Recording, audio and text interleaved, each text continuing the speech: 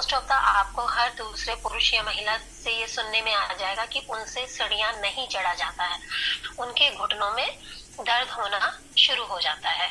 ठीक है, सीढ़ियां ना उतरा जा रहा है, ना चढ़ा जा रहा है, ना ज्यादा देर तक वो पैर फोल्ड करके बैठ सकते हैं, ना उनसे ज्यादा देर खड़ा रहा जाता है।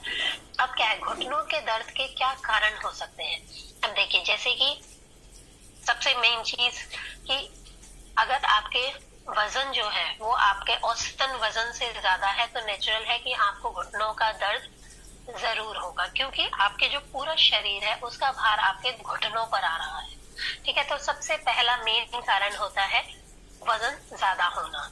दूसरा है कि घुटनों के जोड़ में अगर कोई चोट लग गई है किसी तरीके की तो फिर घुटनों में दर्द हो सकता है। ठीक है, और अगर कोई चोट लग जाती है, कोई पुरानी चोट लगी हो तो जैसे कि सभी को पता होगा कि ये सर्दियों में ज्यादा तकलीफदेह हो जाती है। सर्दियों में तो और दिक्कत जो घुटनों के दर्द की है वो ज्यादा बढ़ जाती है। उस टाइम पर हमें घुटनों का ज्यादा केयर करनी पड़ती है, स्पेशली उनको जिनको घुटनों के दर्द होता है।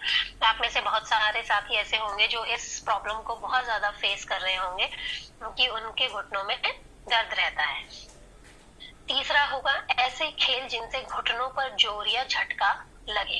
ठीक है, खेल यानी कि जो लॉन्ग टाइम रनिंग करते हैं, जो बहुत दो तीन घंटे रनिंग करते हैं, जो एथलीट्स होते हैं, उनको भी जो घुटनों के दर्द की दिक्कत है वो झेलनी पड़ सकती है, क्योंकि वो बहुत टाइम तक दौड़ रहे हैं, अपने घुटनों के ऊपर एक्स्ट्रा अतिरिक्त प्रेशर लगा रहे हैं, तो उस वजह से भी उनको घुटनों में दर्द हो सकता है। ये है एक्सेप्शनल केस जो हार्डली मुझे लगता है कि 20-25 में से किसी एक इंसान को होता है, क्योंकि सभी इतना देर तक नहीं दौड़ते हैं। जो प्रोफेशनल एथलीट्स होते हैं वही पर्टिकुलर प्रॉपर तरीके से फिट रहने के लिए इतनी देर तक दौड़ लगाते हैं। ठीक है, अगला कारण हो सकता है कि घुटनों के जोड़ों की कार्टिलेज का घिसाव।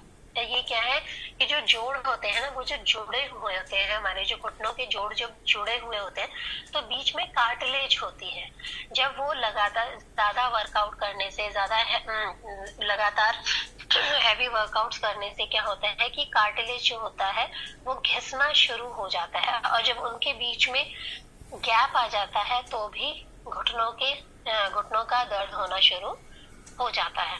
दूसरा है, अगला है जोड़ों के जॉइंट फ्लूइड का सूखना। अब जोड़ों के बीच में एक जॉइंट फ्लूइड भी होता है, अगर वो सूखने लग जाता है तो भी घुटनों के दर्द को झेलना पड़ सकता है। तो देखिए, घुटनों के दर्द के कई सारे कारण है, सिर्फ एक कारण नहीं है। बट हाँ, मुख्य कारण क्या है? सबसे पहले हो सकता है कि वजन बढ़ा हुआ ना। अगर वजन नॉर्मल है तो उसके अलावा ये सारे रीजंस हो सकते हैं कि कार्टिलेज खिस गए हैं, जो जॉइंट फ्लूइड है वो सूख गया है, या फिर आप एक बहुत प्रोफेशनल एथलीट हैं जो लगातार अपने घुटनों के ऊपर प्रेशर दे रहे हैं, काफी लॉन्ग टाइम से रनिंग कर रहे हैं, उनको भी आगे जाके घुटनों के दर्द की दिक्कत हो जाती है। या फिर ये हो सकता है कि आपके अंदर कैल्शियम विटामिन की कमी है, आपकी जो हड्डियां हैं वो कमजोर हो गई हैं। ठीक है, उस वजह से भी आपको घुटनों का दर्द महसूस होना शुरू हो जाता है। अब देखिए, घुटनों के दर्द, अब जिसको घुटनों का दर्द होता है वो उससे आराम पाने के लिए कई सारे उपाय करना शुरू कर देता है। कोई पेन किलर जो ट्यूब होता है उसे लगा रहा है, ठीक है, कोई दवाइयां खा रहा है, कोई किसी स्टेज पे जाके तो डॉक्टर्स उन्हें ऑपरेशन करने के लिए भी बोल देते हैं और वो लोग ऑपरेशन करा लेते हैं। बट ऑपरेशन जो होता है ना वो सॉल्यूशन नहीं है, क्योंकि अगर आप प्रॉपर केयर नहीं करोगे तो क्या होगा, आगे जाके आपको फिर से उसी दिक्कत का सामना करना पड़ सकता है। देखिए, होता क्या है कि अब घुटनों का दर्द हो रहा है किसी को, ठीक है, अब किसी को पता है कि उन्हें सीढ़ियां चढ़ने से घुटनों का दर्द हो रहा है, तो क्या करेंगे, सीढ़ियां चढ़ना उतरना बंद कर देंगे, या फिर ज्यादा देर चलेंगे फिरेंगे नहीं, एक जगह बैठे रहेंगे, ज्यादा देर खड़े नहीं रहेंगे। हमें यही लगता है ना कि हम बहुत ज्यादा देर खड़े हुए हैं तो चलो हम ज्यादा देर खड़े नहीं होंगे, या ज्यादा हम घूमेंगे फिरेंगे नहीं। तो सबसे पहले माइंड में यही चीज आती है कि अच्छा, ये काम करने से हमें दिक्कत हो रही है तो हम ये काम करना बंद कर देते हैं। तो इससे क्या होता है कि मसल्स की हानि तो होती ही होती है। अगर आप ज्यादा देर खड़े नहीं रहेंगे, घूमेंगे फिरेंगे नहीं, बैठे रहेंगे एक जगह, ठीक है, चलने फिरने से बचेंगे, तो क्या होगा, मसल्स को नुकसान तो हो ही रहा है, लेकिन इसके साथ साथ क्या होगा, आपके अंदर फैट और वजन बढ़ना शुरू हो जाएगा। ठीक है, अब जब फैट और वजन बढ़ना शुरू हो जाएगा तो नेचुरल है कि आपको और दूसरी बीमारियां घेर लेंगी, जिससे कि जीवन की गुणवत्ता तो घटेगी ही घटेगी, साथ के साथ हृदय रोग और डायबिटीज होने का जोखिम भी बढ़ जाएगा। जैसे डायबिटीज में कहते हैं ना कि आप जितना ज्यादा चलोगे आपकी जो शुगर होती है वो उतनी कंट्रोल रहती है। डायबिटीज में वॉक करना बहुत जरूरी होता है।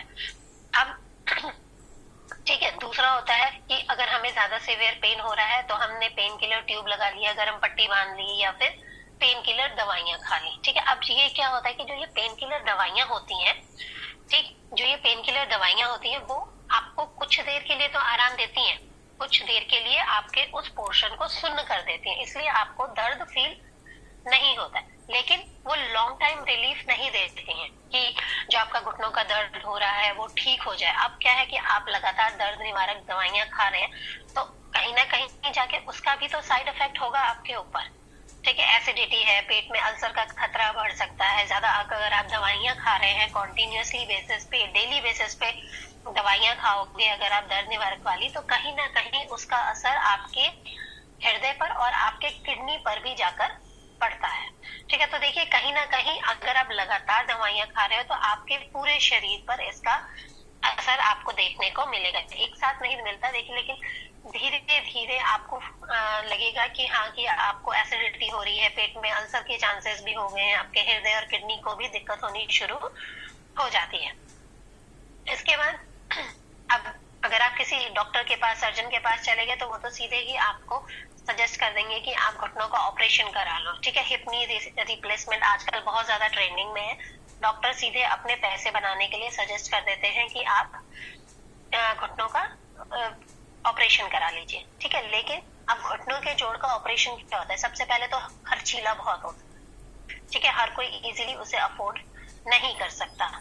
ठीक, अगर आपने ऑपरेशन करा भी लिया, अगर आपने अफोर्ड कर भी लिया, ठीक है, उसके बाद क्या होगा, और भी कई दूसरे खर्चे हो जाएंगे और आपको अपने काम से भी लंबी छुट्टी लेनी पड़ जाएगी। इसके अलावा आपको जख्मों में इंफेक्शन, ब्लीडिंग, सूजन, अकड़न, कई तरीके की समस्याओं का सामना करना पड़ सकता है। तो जो घुटनों के जोड़ का ऑपरेशन है ना, वो सॉल्यूशन नहीं होता इस चीज का कि आपको घुटनों के दर्द हो रहा है तो आप जाके घुटनों का ऑपरेशन करा लें।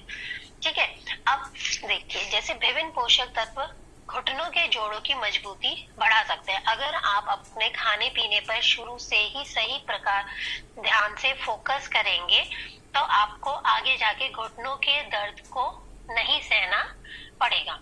अब कार्टिलेज की मरम्मत के अलावा जॉइंट फ्लूइड की मात्रा व हड्डियों की मजबूती भी बढ़ाते हैं। अगर आप अपने खाने पीने पर सही तरीके से ध्यान देंगे, सही जितने भी विटामिन, मिनरल्स, पोषक तत्वों की जरूरत है, अगर आप वो सही तरीके से लेते हैं तो वो कार्टिलेज की मरम्मत तो करेंगे ही, साथ ही साथ अगर जॉइंट फ्लूइड की कमी हो गई है तो उनकी भी मात्रा बढ़ेगी और आपकी हड्डियों की भी मजबूती बनी रहेगी। ठीक है, तो देखिए अब जैसे कि सबसे मेन चीज हमें पता है कि हड्डियों के लिए क्या सबसे ज्यादा जरूरी होता है, विटामिन डी और कैल्शियम।